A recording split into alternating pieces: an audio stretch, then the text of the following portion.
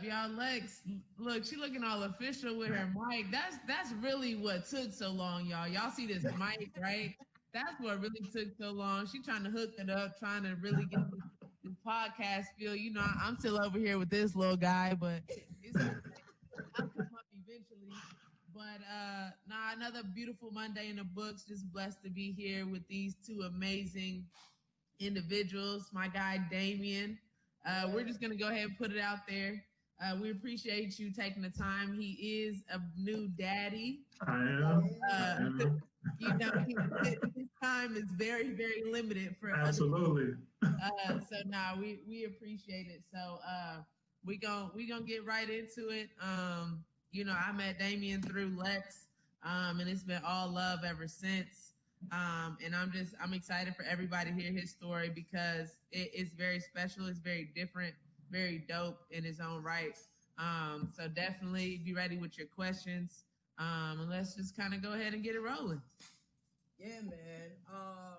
D, I had your whole profile, everything. I'm talking about it was written there. You know what happened. So let me do the best of my ability and please okay. Everything I missed. But number one, y'all, you don't meet too many stand-up people and just vibe and click right off the bat. But Damien Argrett is definitely one of those people. So D, thank you for being a stand-up, successful businessman, black man, and a current and present black father. So thank you for that. Absolutely. So Damien's story is unique. Obviously, he's a former professional athlete. He's actually a Hall of Famer at Pfeiffer University. But his story, the way he got there, it's going to blow y'all's mind. I know y'all think y'all know exactly how youth sports operate, and a lot of parents think they have the recipe, but the truth is Damien played only 1 year. He played as a senior in high school. He was able to still get and at work towards getting an athletic scholarship. He went Division II, Pfeiffer University, set records. I mean, he's a Hall of Famer. He played 5 years professionally overseas. He is a co-founder and business owner of multiple businesses, and he also is very active within the community. I mean, what did I miss, D? Nah, you know. You hit it all. You hit it all. So I appreciate that. I appreciate the love, and I definitely, appreciate you on Bugs having me on. It's definitely all love. Thank you, Yes, man. sir. We just happy you can join us. You want to start basically just give the people. I know I said what your name is, but who are you? Where did you come from? What got you started in basketball, and what kept you from not playing until your senior year? Well, I mean, you kind of dove into it a little bit, but I actually was born and raised for like half of my youth in New York City, South Bronx boogie down. So yeah, absolutely. So growing up in New York, playing basketball is just something you have to do. Everybody loves hooping. It's something that I just grew up doing outside at the parks. Just growing up watching Michael Jordan, that's my era. I'm telling my age right now, but Michael Jordan, Penny Hardaway, Shaq, Larry Johnson, all those boys, just grew up watching them, and South Bronx was cool. We actually ended up moving down to North Carolina when I was 13 years old, just because of the violence. And my mom, Joanne Holmes, thought that we would have a better opportunity by moving to North Carolina. So we moved down here when I was 13, started middle school. It was definitely an eye-opener.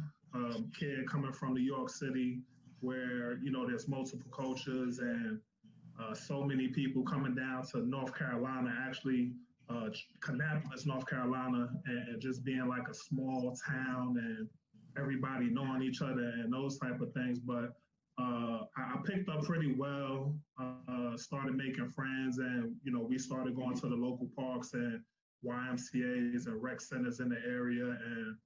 And coming up, I was a little troublemaker, a little bit, got into my little trouble like we always do. A lot of people don't know that about me, but I definitely got my fair share of trouble, and I'm absolutely blessed to be in the position I am today, because my life could have went left so many times, but I've been blessed to have special people in my life to kind of keep me going in the right direction. So kind of fast forward, I played about 1 or 2 games of ninth grade freshman basketball at South Rowan High School, and that's in China Grove, North Carolina.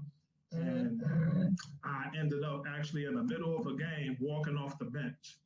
I felt like at the time that I was one of the best players on the team, and I shouldn't have been warming the bench. And the coach, he was an idiot for not playing me. So literally at a timeout, the coach is talking to my teammates, and I just walk into the locker room, take my uniform off, and that was pretty much my career. But the funny thing is, the varsity coach at the time was in the locker room doing the varsity's laundry. So he asked me what I'm doing, what's going on, because he knows there's a game going on. And I told him, like, listen, I'm not warming anybody's bench. I quit. He was like, listen, so if you quit, you're not coming back to play basketball at this school ever again. Those were his exact words. Coach name was Bob Parker. He's a legend in the China Grove area. So I spent a couple years just working and, working jobs at like Pizza Hut, Chick-fil-A, still playing ball at the time at the parks, rec centers, getting into some other. Started hitting a little growth spurt. I was about 5'3" going into high school. And by the time I was a junior, I grew to 5'8". So between the summer of my junior and my senior year, I actually ended up growing almost a foot. I grew from 5'8" to 6'6".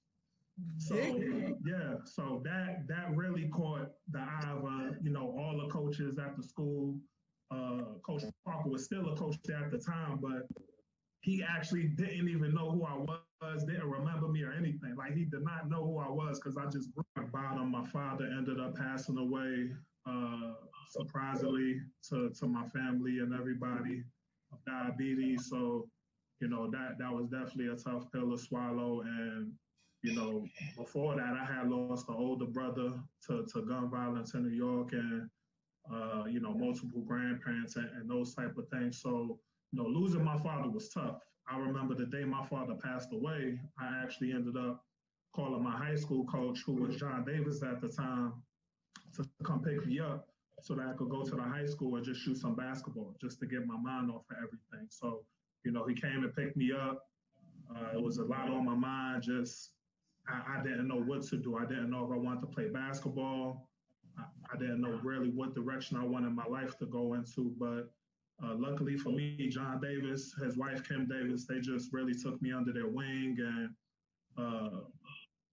just made sure that I made something of myself. So fast forward, I tried for the high school team. Obviously, I make it. I grow a whole foot. So end up being the leading scorer on that team. We played in a really tough conference. I mean, with the 4A state champ of that year, RJ Reynolds, we played against West Forsyth, who's usually one of the dominant teams here in North Carolina high school basketball. I mean, the competition I was playing against was crazy, and I was holding my own and excelling. So my coach took me on a couple visits to some local Division II schools, because at the time I really wasn't even focused on college. I had no goals of going to college, so my grades weren't really where they needed to be. So he took me around to a couple Division II schools, hoping that I could possibly, be able to get in academically. And I had a few really, really good workouts. Ended up taking me down to Pfeiffer University, which at the time was about 40 minutes from my home. And had a really good tryout. Me and my high school team at the time, Drew King, went down there, kind of tore it up, really thought, I was, the stuff. And when I got finished with the workout, Dave Davis, who was the coach at the time, basically told me that I could go to school there. He wasn't going to promise me anything. And that was pretty much, what it was. That's how he left it. So fast forward, I actually ended up applying to Pfeiffer University, and it was the only school I applied to. And they actually accepted me without any like SAT or ACT score. So I just knew I was going to school there. I was like, this is the school for me. So I go to Pfeiffer University. I redshirt my first year. My freshman year was one of the toughest years of my life. Like I said earlier in the story, Pfeiffer was probably about 40 minutes from my house, but I was still kind of mourning my father at the time and his death. I really didn't like being away from my family, especially my mom. She just had a newborn son at the time. So I was homesick. My mom really wasn't into it or anything like that. I was going home pretty much every weekend. I wasn't trying to interact with anybody on campus or anything like that. And my business partner was also my best friend, Rico Greer, kind of took me under his wing. And, from there, I started interacting more. Go to my sophomore year, we finished 22-9, one game away from making the NCAA Division II playoffs. My junior and senior year, we went 31-3, made it to the Elite Eight, which is basically like the Final Four, for Division I basketball. Made all conference that year. My senior year, we ended up going, I believe, 28-5. We won conference tournament and regular season conference championships my junior and senior year. My senior year averaged 20 points a game, and the system I was playing in, I only played 20 minutes a game. So I averaged 20-5 my senior year of college and ended up being named an All-American, All-Region, All-State performer. Started getting multiple emails on a daily basis from agents who were wanting to represent me to, go play basketball overseas. Now, mind you, I was 5'3" as a freshman in high school, thinking I was the shit. And, my coach is not playing me. And fast forward, here I am, I grow, I get my degree.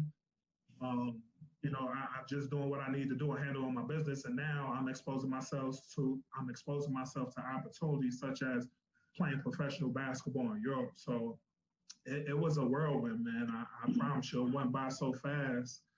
Sometimes I gotta look back and, even sit down and just catch my breath because it was just an amazing ride, and it's still an amazing ride. For sure. So we got a question from Sandra. Obviously, you work a lot with the youth, in Charlotte. You came up half your life in Charlotte, and so her question, in regards to academics, what would you tell these young athletes, or what do you, since you are currently involved, about the importance of academics and being a student athlete? Academics is something that myself and my business partners, we really stress. I can't stress that enough. Had I not been, somewhat strong academically, there was no way I was going to be able to go to college. And, had I been stronger academically and really buckled down, studied, and handled my business like I was supposed to, I definitely would have had a lot more opportunities to play maybe even the high level of college basketball. So academics is something we really stress. We're constantly talking to our kids, talking to our parents, making sure that our kids are staying on top of their homework. Obviously, with the recent COVID-19, disease going around, that's been tough with the kids not attending school. But, especially for our organization, CLT1, we, consistently stay on our players and tell them that they need to make sure they're doing their work and staying on top of things and, just making sure they're handling business in the classroom, because without that, there is no basketball. There is no sports, whatever sport they, want to play. So. Absolutely. So now all of a sudden you're getting all these calls to play pro. I guess, how did your mindset shift between your sophomore year going into your senior year? Because obviously your freshman year, you redshirted, just try to get back into it. Kind of what was the shift in your mindset between your sophomore year and your senior year? Yeah, no, like I said early in the story, my business partner, best friend Rico Gray, he really, took me under his wing.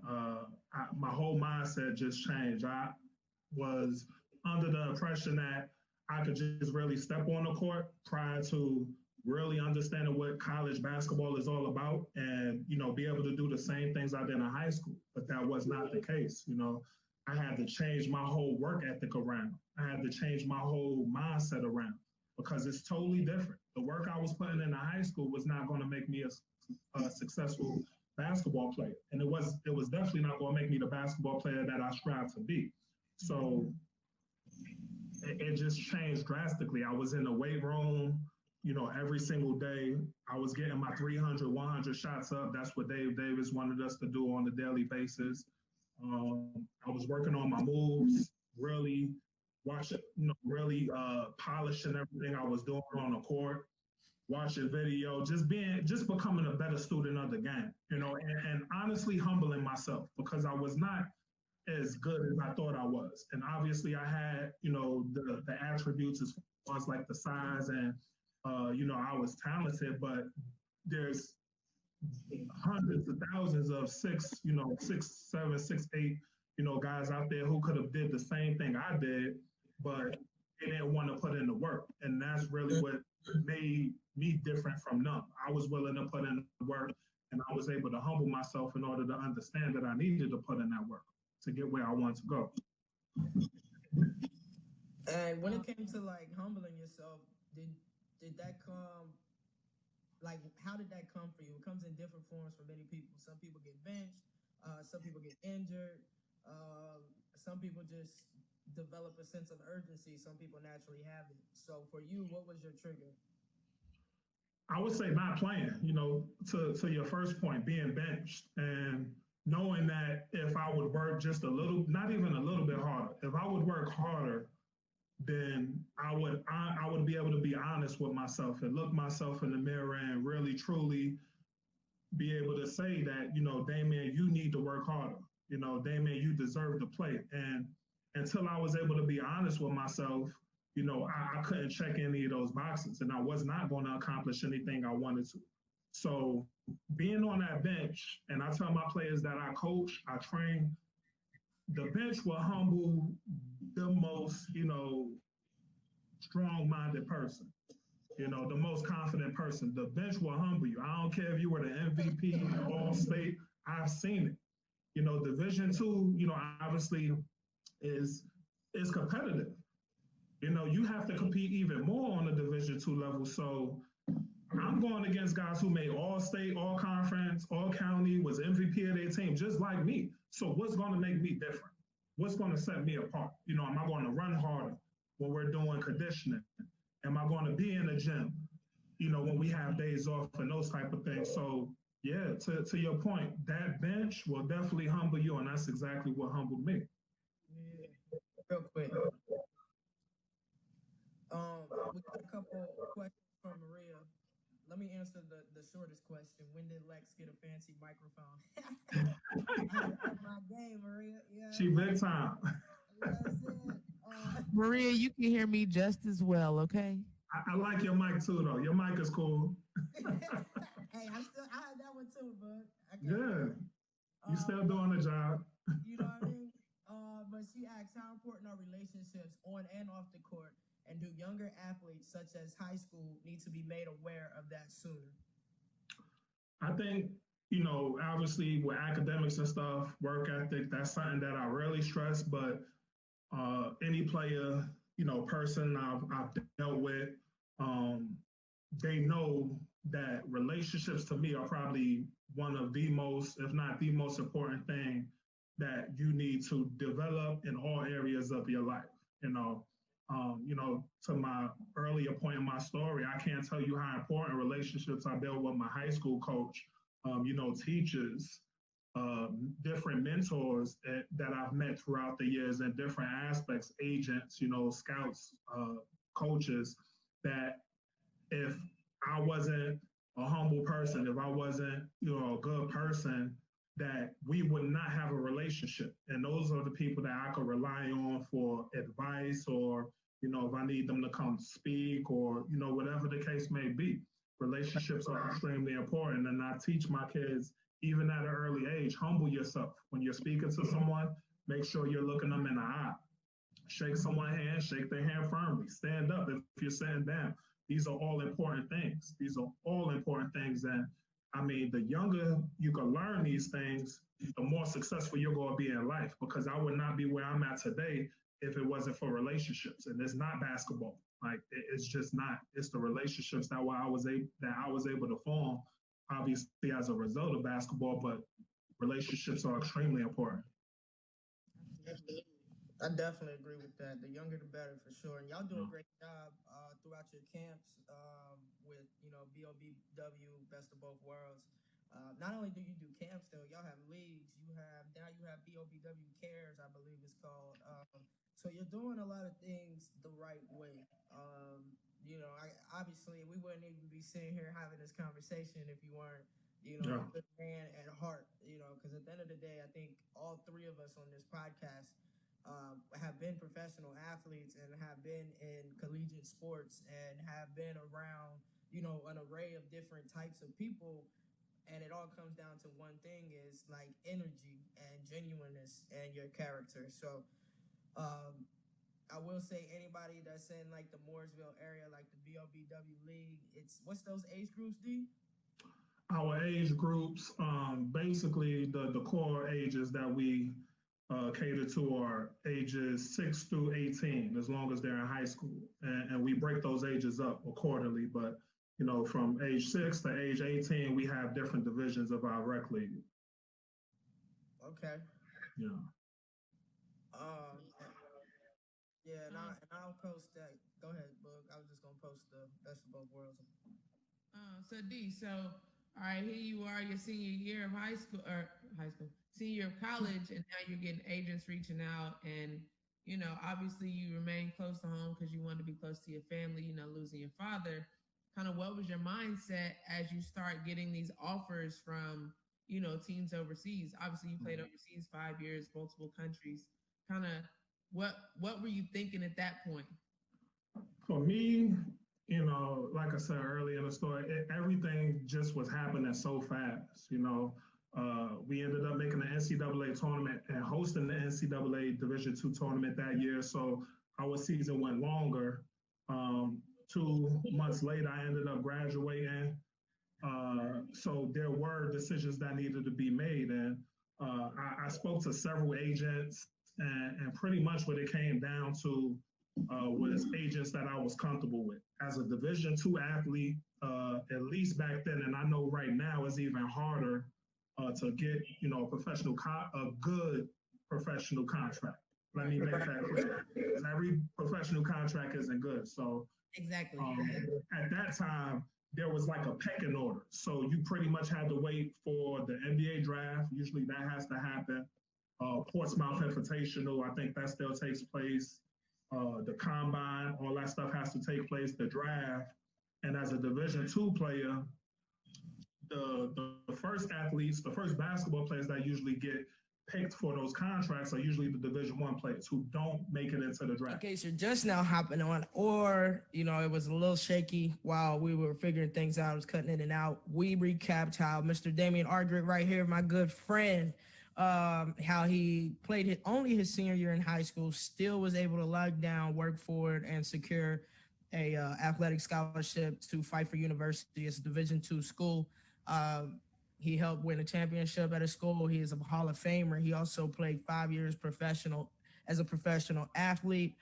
Switched gears. He is a co-founder of multiple businesses, and just like I go to deep for a lot of things as far as being an entrepreneur. So where we left off was kind of his going into his pro journey and how that was kind of going.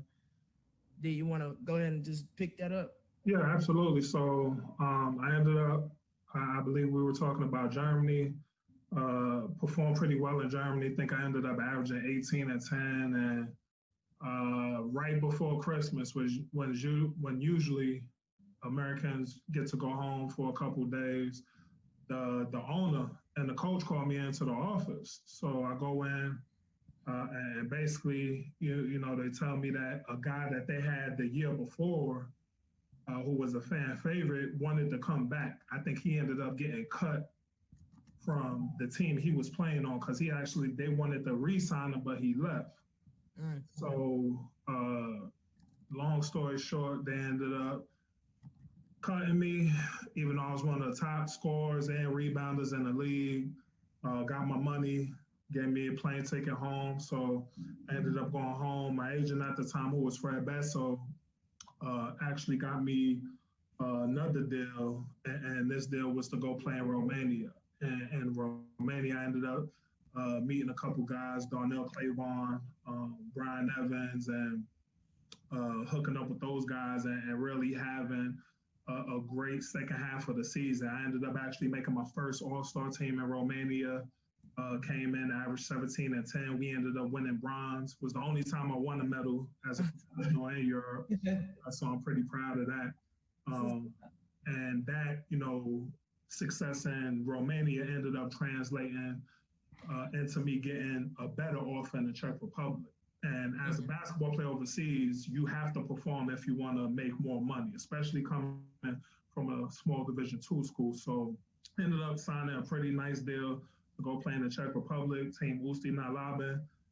We really weren't that good. We didn't have a lot of success as a team, but I ended up killing it stat-wise. I ended up averaging 20 and 7. I made the All-Star team again, was voted the MVP of the league.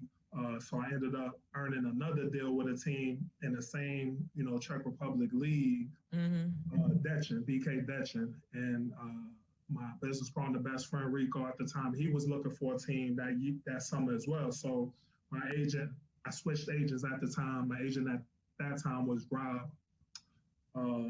I can't remember his last name, but we'll go with Rob, for the sake of the story.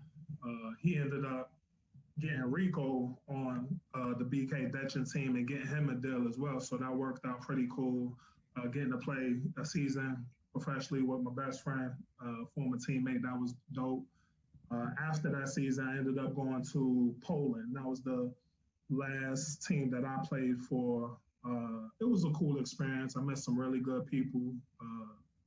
Marcus Carr, just to name a few. And, it kind of left a bittersweet taste in my mouth because as a professional basketball player, you figure you do your job, everything else will handle itself. And in my last situation in Poland, I really had to go out there and fight to get a couple of my payments in the later part of the season because, as you know, teams lose sponsorships for not being successful and what have you.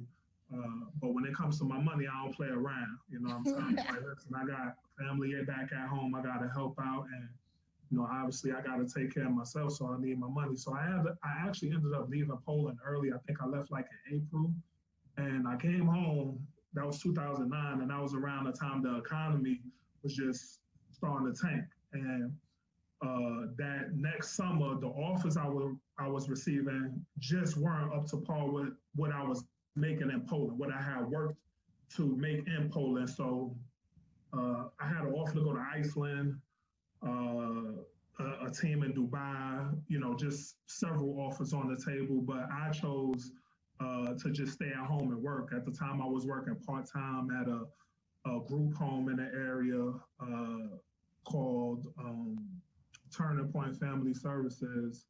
So I had income coming in, and I really wasn't stressed to try to, go back overseas if I wasn't going to be making the right money. So, 1 year passed, then the next year passed, and I actually ended up getting, 1 or 2 more offers. But at that time, I was out the game 2 years, and I just wasn't going to get back to where I was, not only because I was out of the game, but also, unfortunately, because of the economy. So I had to make the tough decision to, retire as a basketball player and start planning my next, journey in life.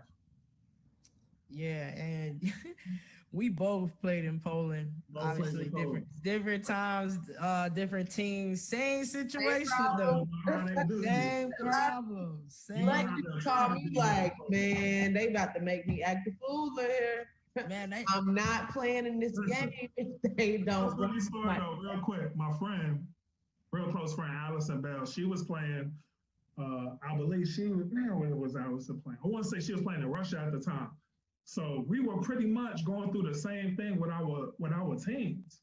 And we would call each other just talking about how we weren't going to show up to practice because we weren't getting our money. And I literally wasn't going to practice. I wasn't going to games until they paid me.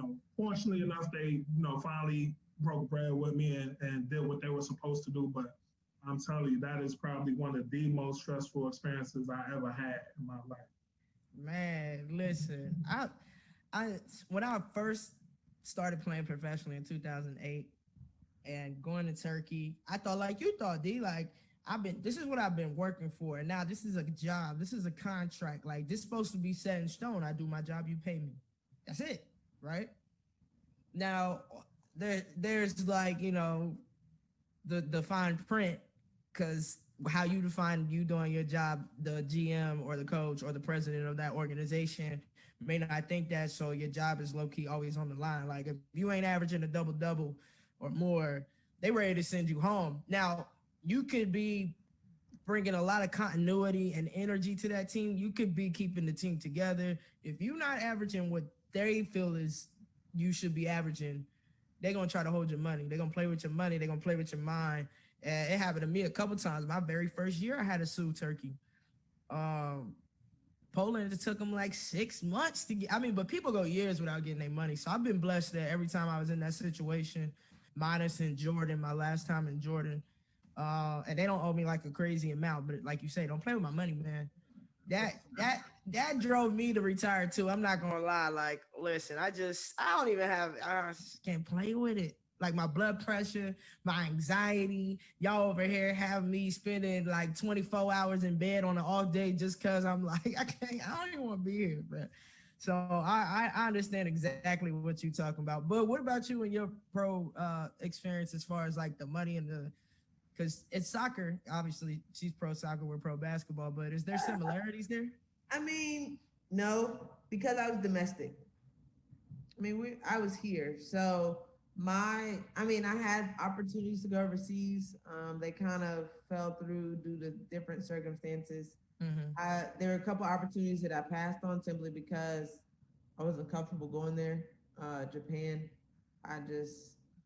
now looking back on it, I wish I would have at least gave it a shot. Like you said, D, but I didn't have anybody telling me, like, for example, now, like, between all of my athletes, all of my friends that have played overseas, they like, look, yo, if you go over there and you're not feeling it, hop your ass back on a plane and come back home. They like, you're not binded to stay there. Yeah. And so, I've seen a couple players over, I'm like, look, don't miss out on this opportunity for fear of not being close to home. You got to step outside of your comfort zone a little bit if you want greatness. And so I didn't have anybody telling me that, because at the time I didn't really have anybody that was doing that. You know what I mean? So for me, I was just like, bruh, I'm not going to Japan by myself. And, and then just the language barrier there is so great. I mean, like, oh yeah, in Europe, it's it's a little bit more manageable. And for me being African American and all that, I was just like hesitant. So for me playing professionally, I was able to play professional domestically, even though it was the beginning of the league. The league now, obviously there's still a lot of wage discrepancies in terms of equal pay for female athletes. And I would probably say women's soccer is on the back end of it. Women's basketball made huge strides this year. Women's soccer is still in that fight, So for me, I was in the very beginning of that. So, I was making scraps, but it was on time. My scraps was on time, but for me, it was more love of the game. Like, I loved the game. I loved the athletes that I was around. Just the like you said, you talk about your basketball. Damien, you mentioned just kind of being a student of the game, your basketball IQ.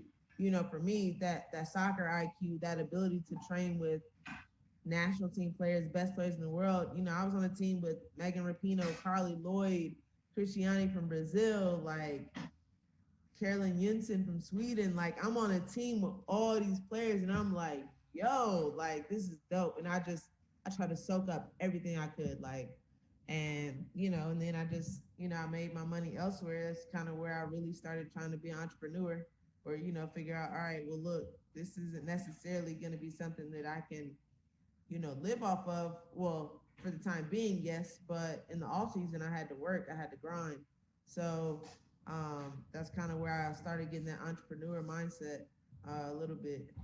But it was different, like in the States. Like, I mean, my check came, like clockwork. I didn't have to, go to my front office or negotiate anything, because it was all domestic. So it's pretty simple in that regard, which I'm happy about. So yeah. I mean, that's real. Everybody's journey is different but similar. You definitely have a love and a passion, but you also have to know when to walk away. And then when you chose to walk away and enter into being an entrepreneur and businessman, what was your first venture that you started? Well, actually, my first venture was at the time it was Shooting Stars, but I ended up changing the name a few years later to BOBW, Best of Both Worlds Basketball Trainer.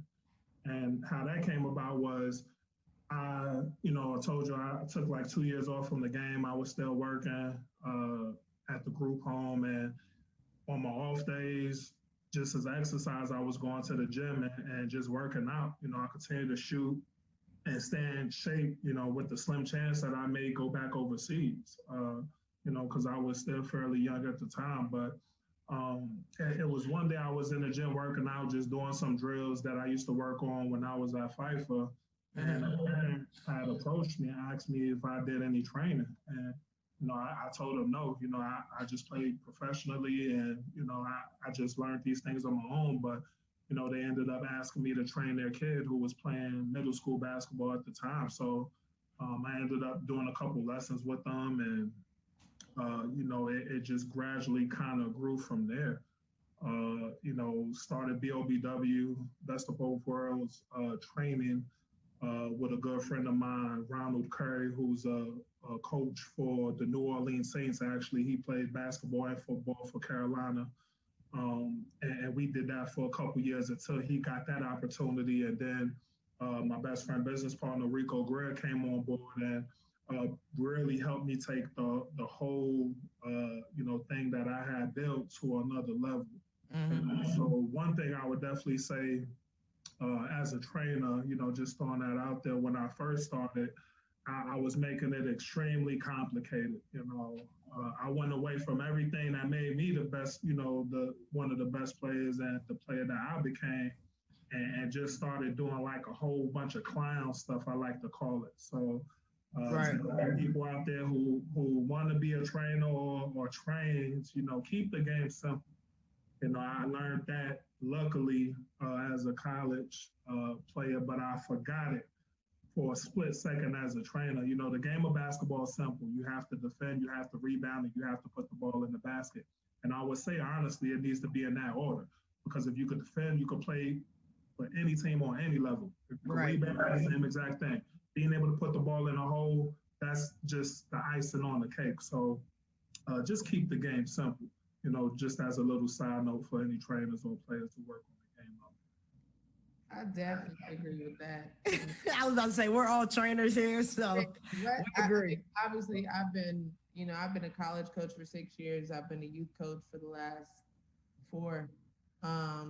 But that's something I can say, and for me in my craft as a goalkeeper, goalkeeper coaches, they teach things a lot differently. Usually achieving the same goal, but some people go about a different way. But sometimes I see these coaches like doing all kind of stuff, and I'm like, yo, what's the topic of your session? And they tell me something, I'm like, you just complicated the hell out of that. Like and like you said, you don't have to reinvent the wheel. You know what I mean? Like the game is obviously. They come up with new creative moves and things of that nature when it comes to your personality with the ball in your hand. But in the same breath, it's just like the game is still simple. Keep the game simple. Yeah. There's not a new way to defend. You know what I mean? Like keep it simple.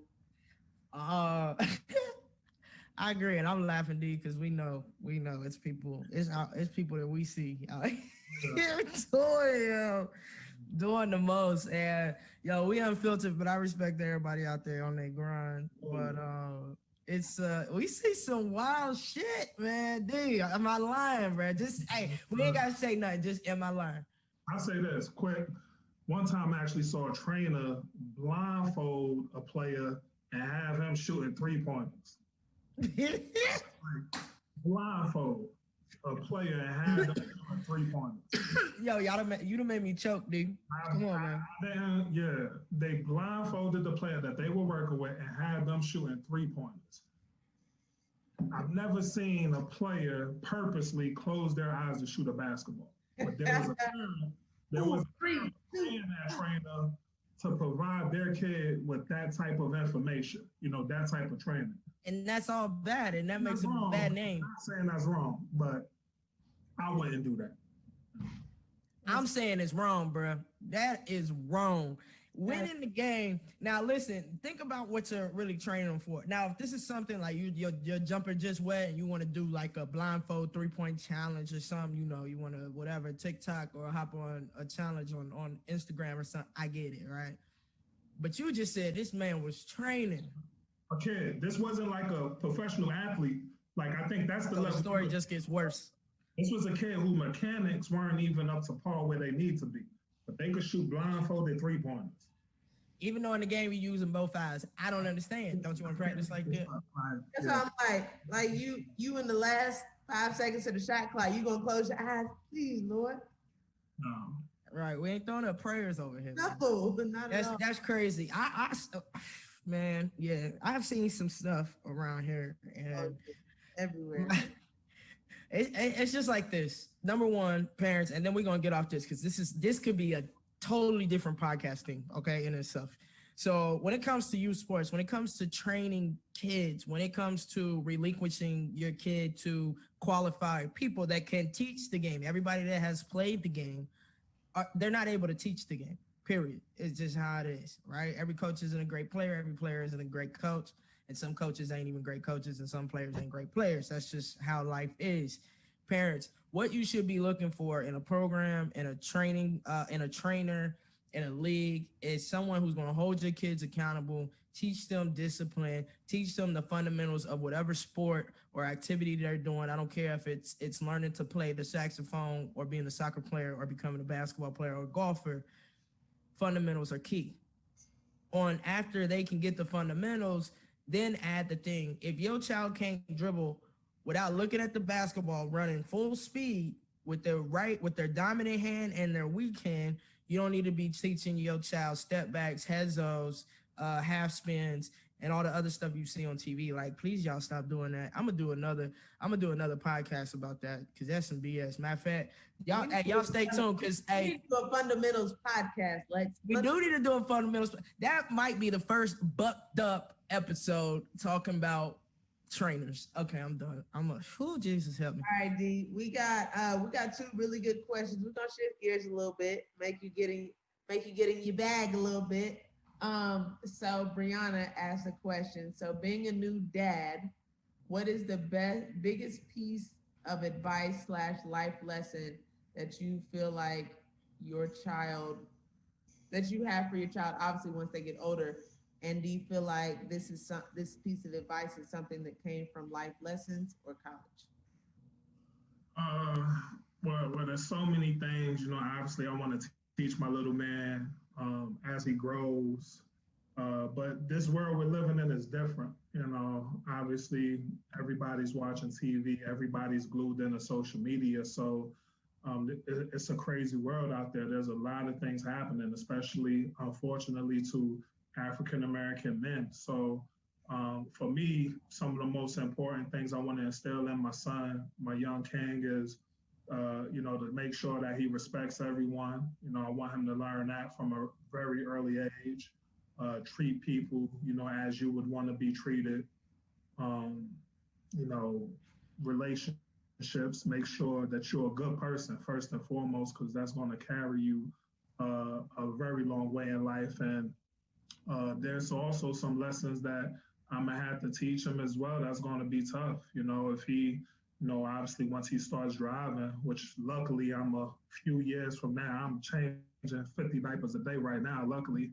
Driving, and I know there will be times when he may have some interactions with police officers, accidentally, whatever the case may be, and just teaching him how to handle himself. Call dad first, because dad's gonna come wherever you're at. and make sure you're all right. I'm not going to let anything happen to my son. So, but also, teaching him how to communicate, like he's supposed to, and do what he's supposed to do. Because it's a scary world we're growing, we're raising these kids in. And for me as a new dad, obviously I'm years away from that, but it is going to be tough conversations that need to be had. But, those are some of the most important things, just instilling in him those values that I have, being a good person, being humble, Absolutely. and those type of things. Absolutely. I definitely agree. Like you said, even though it's years away, it's like you can't help but think, because of the times we're living, you can't help but think about it. It's just like, even though he's not that old, he's only a couple weeks, but it's just like you can't help but think about like the conversations that you need to have, that you want to have, simply because of what we're going through, even just right now. Not even what you went through, but just like what's happening right now. Like, that's crazy. I can't even imagine like right now. By the way, I love Kason. That's my nephew. Y'all know my brother, my blood brother, Cedric Jerome Hornbuckle. Happy birthday, Bubby. Yeah, it's his birthday today, y'all. Yeah, happy birthday, Ced. But he has given me 3 beautiful, crazy, active, artistic, energetic nieces, and I love it. But Damien and Bria gave me my first nephew, man. You know what I mean? And I love Kason. And San said, I love Kason. I'm his favorite Tia. And obviously Tia means aunt. Yeah, Tia means aunt in Spanish. And I'm like, that boy gonna think Tia is your name growing up, right? But yeah, man, I love the fact that you're a new dad, D, and I love seeing you with your son, and Bria, you as well. But that in itself, I'm still teaching him basketball. So basketball, I'm gonna put that out there. I refuse to let my son play basketball. He won't touch a basketball. That's what he said. Too much. Like the game, it obviously has provided me endless opportunities, but I don't want my son playing the game of basketball. I want him to figure something else out. So, hey, but you know what's crazy about this?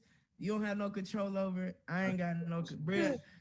Hey, he might, compose music, or be an artist, or be a golfer. He could invent something. I don't know, or he could become the next best, greatest basketball player. That's also in the running. Do that, but hey, look, TT Lexi about to be over there secretly. I'm gonna be secretly teaching little man how to handle that rock. Gotcha. All right, and then our last question of the night, we're gonna wrap this up with some business. Sandra asked a great question. She said, "Can you talk about Euro game gear, baby? Let's go." GG. Oh man, do I need to go to the closet? Yeah, buckets. That's where they can find it, shop online, and support small businesses. So basically, we talked about Best of Both Worlds basketball, which is one of your businesses, but also Euro game gear. Small story real quick. I met Damien and literally like a day later, he blessed me with some gear, and I've been repping it ever since. So definitely support the brand, but just kind of tell the people a little bit of how Euro game gear came about, where they can find it, how they can support. Of course, me and Lex always rep. We actually showed up on New Year's with the same shirt. Did show up to New Year's on the same shirt without even calling each other and coordinating that. So let them know a little bit about it. Well, the crazy thing is I actually came up with it after my playing career. Just thinking back when I was playing, I used to see a lot of guys, playing with the NBA headband, NBA socks, and wearing NBA gear, and just different type of apparel. So I approached one of my good friends at the time, Lavelle Sanders, who was who I played against in the Czech Republic, and pretty much approached him about the idea, and he was on board with it. He thought it was dope. Came up with the concept Euro Game Gear, for short EGG. Our site is www.eurogamegear.com. We make all type of catchy T-shirts, sweaters, crew neck sweaters, hoodies, what have you. So It's just something for the European basketball players, something that we could feel proud rocking. Obviously, the NBA has their Nike and their Jordan and stuff, but I really wanted something that embraced, the player who didn't, make it to the NBA, but still had the opportunity to go overseas and make a living for themselves and their families and still play a professional, play the game of professional basketball because not too many people get the opportunity. I was very blessed in order to be, one of those lucky people to get that opportunity, especially in the time that I got my opportunity, because that was really before, playing over in Europe, at least on the men's side, kind of got watered down with a lot of bad contracts and being able to bring over multiple export players and pretty much pay them pennies on the dollar. I played at a time where you were really making a good living overseas. And if you handle your business and took care of your money, you were able to be successful. So, so as y'all can see on the screen, Lex pulled up the website. Obviously, very affordable. Support Black businesses, y'all. We're huge fans of supporting Black businesses, as all three of us have small businesses, all African American entrepreneurs. So definitely show love, get some gear. But Lex, what else we got? Man, listen, I'm over here still scrolling. D, man, I can't even press low more. Let me stop sharing because this is getting ridiculous. I appreciate you know it. what I mean, my man got a whole lot. I'm not gonna lie, y'all. I thought about bringing all the shirts out that D has blessed me and my girlfriend Sandrita with. It's a lot. How about this? I'm gonna just make a post tomorrow. I'm gonna pull up my DJI. I'm gonna just scroll. I'm gonna have the joint set up and be like, one white color. I got them in white, tan, yellow, black, gray. Y'all think I'm playing, boy? I be over there. They like, where you get that shirt from? I'm like, man, yo, gang gear. You ain't heard of it, D? I be over here. We might need to talk about me being a brand ambassador. You know what I'm talking about? Official sponsor. You know what I'm saying? Cause I appreciate the love. Like I said, we still grinding. It's still obviously a lot of people that don't know about the brand, but we're out there. We're accessible to anybody who wants to be in something different. Wear something fly. And at a very affordable price as well, because a lot of stuff out there, a lot of really dope gear is pretty expensive, but we try to make sure that we make gear that is quality but also affordable. So if you want some good gear, shop EuroGameGear.com. Absolutely, man. It's a dope line. I'm not gonna lie, y'all catch me in it. I'm a little old lady sometimes when it comes to like technological posting. Sandrita WF. She gonna be more you gonna see more pictures. I'm gonna do better, D. I'm gonna do better. But y'all make sure y'all go check that out. And before we even get off here, one last thing. My man got a documentary that he's been working on, kind of fine tuning, getting ready to drop soon. You want to let them know about that? Actually was supposed to drop in 2017. There were a couple issues, that I couldn't control that prevented me from dropping it. Me and my cousin, Deshaun Holmes, are currently back editing and cleaning up and finalizing the final product. I'm extremely excited about it. It's going to be pretty short, about 30, 35 minutes, just pretty much a summary of my life, kind of really like the story I told today, for the Unfiltered fans out there and stuff like that. So, be on the lookout for that. We got BOBW Cares, that's coming out. It's our nonprofit. Something that we feel really good about. It's something that we want to do. We've continually been able to give back to the people of Iredell County, especially the Mooresville, Lake Norman area here in North Carolina. But this is even taking it a step further. We're starting a program. Basically, it's going to be a 6-week program, free for kids, where we're teaching them about character. We got courses on finances, starting a business, student athletes, how to manage the academics and the sports. I mean, it's going to be amazing. So we'll be doing that both in person and virtually, obviously with the COVID-19. It's going to be really dope. I'm excited about us starting that. Got tournaments coming up this year, BOBW basketball events. We host some of the best tournaments. Thanks to my business partner, Rico, out there developing relationships with a lot of organizations and coaches in the Southeast. So, we're hosting those tournaments. Be on the lookout for videos on those things and everything as well, so. What's that? Yeah, I know y'all hear this man just reeling stuff off, man. Respect, Dave, respect. And I appreciate y'all. It's nothing but love. It's been love since the day we met. Absolutely. Very genuine, very driven. I see you as a sister. You already know the vibe. Yep. Bugs, you already know the vibe too. Every time we see each other is love. So I really, really appreciate y'all taking the time to, let me share my story. Man, absolutely. Thank you for joining us.